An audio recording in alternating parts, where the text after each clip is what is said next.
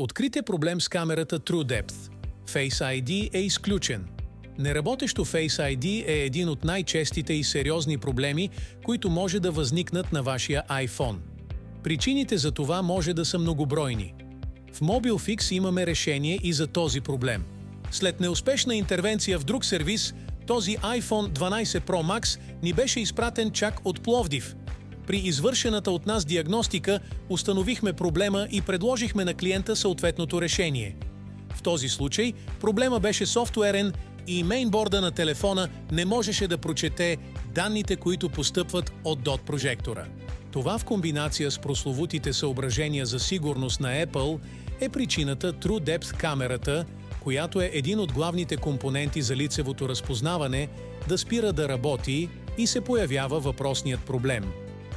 С помощта на специализиран за това софтуер, успешно възстановихме комуникацията на DOT прожектора с дънната платка на телефона. Проблема с неактивното Face ID се явява като хроничен за всички серии на iPhone, защото Apple вече няколко години не може да го отстрани напълно. Не липсват и слухове, че компанията от Купертино съвсем умишлено поврежда системата за лицево разпознаване на по-старите модели на iPhone с апдейти, които представя като актуализации за сигурност. Може би в тези слухове има известна доза истина, защото ремонти като този не биха били възможни, ако проблема с Face ID беше изцяло хардуерен. Подобни трикове не са нещо ново за Apple, има доказани случаи от миналото, когато умишлено скапваха батериите на по-старите модели на iPhone.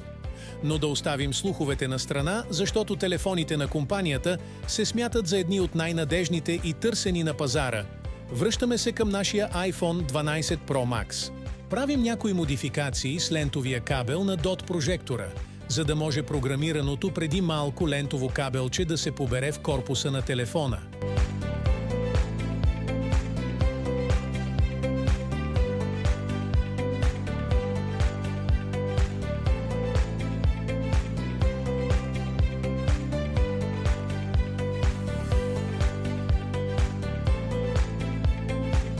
Монтираме дисплея и включваме телефона.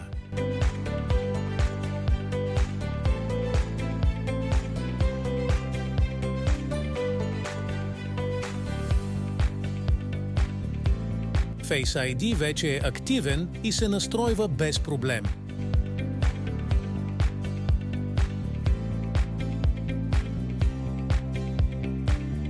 Телефона вече се отключва чрез функцията за лицево разпознаване.